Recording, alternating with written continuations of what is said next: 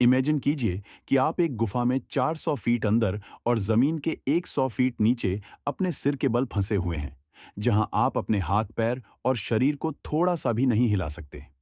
तो उस समय आपकी क्या हालत होगी? ऐसा कुछ 2009 में जॉन के साथ हुआ था, जो एक गुफा को एक्सप्लोर करने गया था। लेकिन उसे उस वक्त यह नहीं पता था कि यह उसकी जिंदगी की सबसे बड़ी गलती होने वाली है।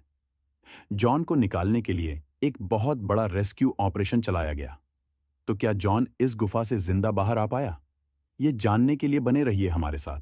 जॉन जोन्स, जो कि 26 साल का था, वह अमेरिका के वर्जीनिया शहर में अपनी मेडिकल की पढ़ाई कर रहा था। अपनी पढ़ाई से एक ब्रेक लेकर जॉन अपनी फैमिली के पास यूटा आता है।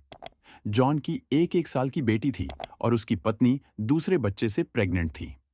जॉन एक एडवेंचर करने की सोचता है और वह यूटा के नट्टी पुट्टी केव को एक्सप्लोर करने के बारे में सोचता है। नट्टी पुट्टी केव को 1960 में डेड ग्रीन ने डिस्कवर किया था। यह वही गुफा थी जिसमें एक बार 2 लोगों की मौत हो गई थी और एक बार इस गुफा में एक 16 साल का लड़का भी फंस गया था, जिसे निकालने के लिए 14 घंटे का रेस्क्यू मिशन चलाया गया था। नट्टी पुट्टी केव में पहले भी बहुत सारे हादसे हो चुके थे, लेकिन जॉन एक अनुभवी केवर था। वह बचपन में अपने भाई और पापा के साथ केविंग किया करता था, इसलिए वह इस केव को एक्सप्लोर करने जाता है। शाम 9:30 बजे जॉन जोन्स अपने भाई जोश जोन्स, जो कि 23 साल का था, और कुछ दोस्तों के साथ नट्टी पुट्टी केव में एंटर करता है। लगभग 1 घंटे के बाद जॉन इस केव की सबसे डेंजर जगह बर्थ कैनाल को विजिट करने के बारे में सोचता है। बर्थ कैनाल इस केव की सबसे संकरी जगह थी। वह इतनी छोटी थी जिसमें लेटकर ही आगे बढ़ा जा सकता था। जॉन ने प्लान बनाया कि वह बर्थ कैनाल की एंड तक जाएगा। बर्थ कैनाल की एंड में एक ओपन स्पेस आएगा, जहां से जॉन को टर्न होने का मौका मिलेगा। जॉन धीरे धीरे बर्थ कैनाल की तरफ बढ़ रहा था और उसके पीछे पीछे उसका भाई उसे फॉलो कर रहा था। यहां तक सब ठीक था, लेकिन धीरे धीरे केव का रास्ता बहुत ही छोटा होता जा रहा था।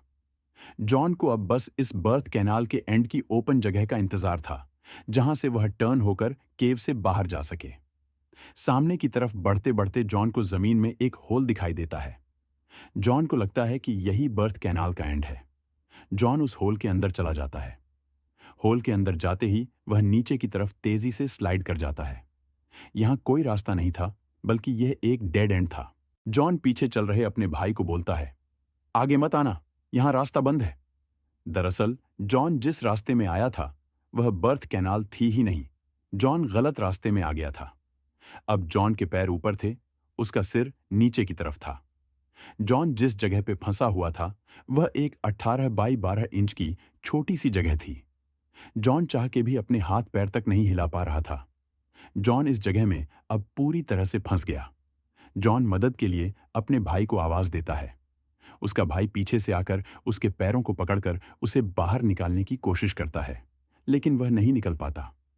जॉन को निकालने की कई घंटों की कोशिशों के बाद उसका भाई रेस्क्यू टीम को बुलाता है। रेस्क्यू टीम केव के बाहर पहुंचती है। बर्थ कैनाल बहुत संकरी थी, इसलिए रेस्क्यू टीम एक लेडी केवर सुसी मोटोला को अंदर भेजती है। अब तक जॉन को केव के अंदर गए हुए 15 घंटे हो चुके थे जब सुसी मोटोला जॉन के पास पहुंचती है। वह अपने रेस्क्यू उपकरणों की मदद से जॉन को बाहर निकालने की कोशिश करती है, लेकिन वह भी जॉन को नहीं निकाल पाती। जॉन को निकालना कितना मुश्किल था, इसका अंदाजा आप इससे लगा सकते हैं कि जब एक बार पहले इस केव में एक 16 साल का लड़का फंसा था, जिसकी हाइट 5 फीट 7 इंच और वजन महज 140 पाउंड था। उसे निकालने के लिए 14 घंटों का रेस्क्यू ऑपरेशन चलाना पड़ा था, जबकि जॉन 6 फीट और 200 पाउंड का लंबा चौड़ा इंसान था। जॉन को केव से निकालना इसलिए भी मुश्किल था, क्योंकि जॉन जिस हालत में फंसा था उसमें जॉन ज्यादा देर तक जिंदा भी नहीं रह पाता। उसका सिर नीचे की तरफ था और पैर ऊपर की तरफ, जिससे हार्ट को पूरे शरीर में खून सप्लाई करना बहुत मुश्किल हो जाता है और हार्ट फेल भी हो सकता है। अब रेस्क्यू टीम जॉन को निकालने के लिए पुली की मदद लेती है। जॉन के ऊपर एक पुली लगाई जाती है और उसे रस्सी की मदद से खींचा जाता है। लेकिन रेस्क्यू टीम का यह प्लान भी फेल हो जाता है, क्योंकि केव की जमीन बेहद सॉफ्ट होने की वजह से पुली बाहर निकल जाती है। अब जॉन को अंदर फंसे हुए घंटों हो चुके थे और रेस्क्यू टीम भी हार मान चुकी थी। 25 नवंबर 2009। जिसका डर था वही हुआ। जॉन की हार्ट फेल होने की वजह से मौत हो गई। 28 घंटों तक केव में रहने के बाद जॉन ने इसी केव में दम तोड़ दिया। घंटों तक रेस्क्यू मिशन चलने के बाद भी जॉन को बाहर नहीं निकाला जा सका, और जिस केव में जॉन एडवेंचर करने गया था, वही केव उसकी मौत की वजह बनी।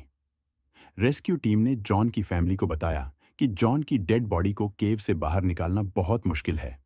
इसलिए जिस जमीन पे नट्टी पुट्टी केव थी, उसके मालिक और जॉन की फैमिली के बीच समझौता हुआ कि जॉन की डेड बॉडी को बाहर निकालने की कोशिश नहीं की जाएगी और इस केव को सील कर दिया जाएगा ताकि अब कोई इस केव में ना जा सके। जॉन का रेस्क्यू ऑपरेशन पूरी दुनिया में फेमस हुआ। जॉन की जिंदगी और उसके रेस्क्यू ऑपरेशन पर द लास्ट डिसेंट नाम की एक मूवी भी बनाई गई।